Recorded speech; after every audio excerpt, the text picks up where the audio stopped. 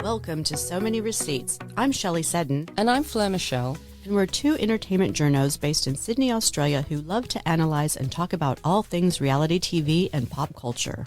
In Deep Dive, we go all in on stuff we're dying to know about, plus chats you won't want to miss. Welcome to our Deep Dive Summer Series, the So Many Receipts 2025 Awards. Each week we'll be wrapping up our favorite reality TV and doco moments from 2025 and handing out some well-deserved awards. So we'll be back on January 30th with our weekly receipt roundup show, but for now we're recapping the worst of the worst moments from the year. Kicking off with worst reality TV criminal of the year. So the Real Housewives of Potomac produced a bumper crop of crims this year. We had Karen Huger scoring 4 DUIs, which came with complimentary jail time.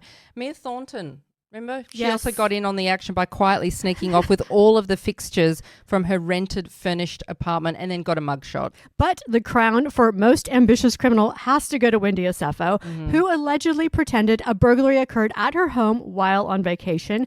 And Wendy filed a claim for $450,000 for stolen goods, but left such a glaring trail of evidence that even Jen Shaw was secondhand embarrassed for her. So on to worst true life criminal of the year. This was one close to home by Aussie mushroom murderer Erin Patterson, the one and only Erin. Despite being a true crime fan, Erin left a trail of clues so obvious that Nancy Drew and Sherlock Holmes came out of fictitious retirement to give her a special gold star for most easy to solve mystery. Well, an honorable mention also goes to the perpetrator at the center of one of the year's best true crime docos, Unknown Number on Netflix.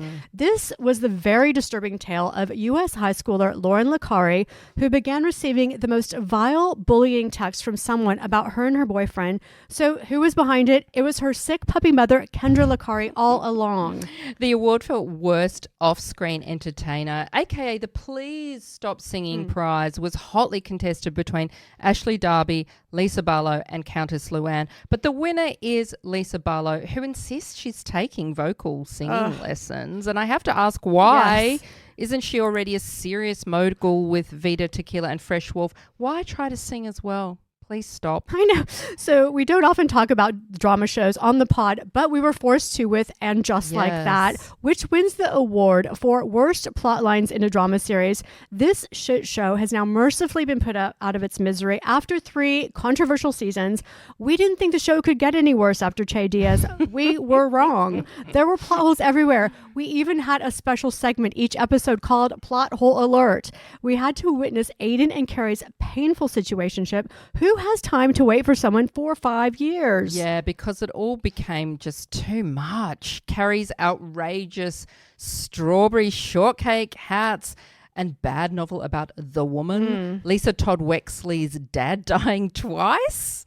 Charlotte's vertigo Harry peeing on himself. Miranda taking Rosie O'Donnell, the nun's virginity. This season took hate watching to a new level. Yeah. Carrie and Co's legacy deserved so much better than this.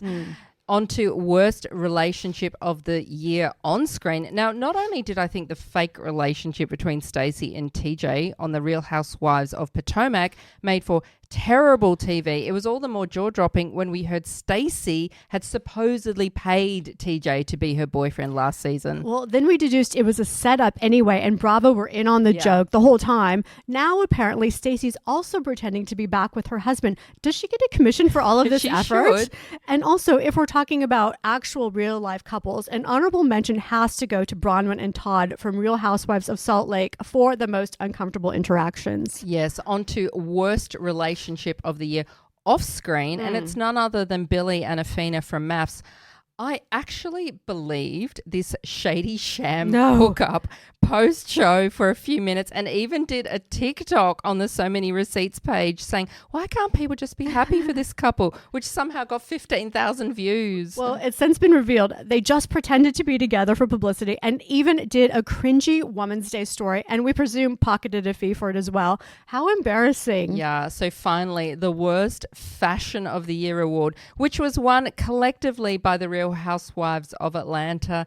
The cast never missed an opportunity to dress trashy, particularly at the Union in the colours of vile green and yellow. Remember that? Yes. The cringy choices were not anything we will be buying anytime soon. So thanks for tuning into part 1 of the So Many Receipts Awards, the worst of the worst. Tune in this time next week for part 2, the awards for I Actually Ingested This.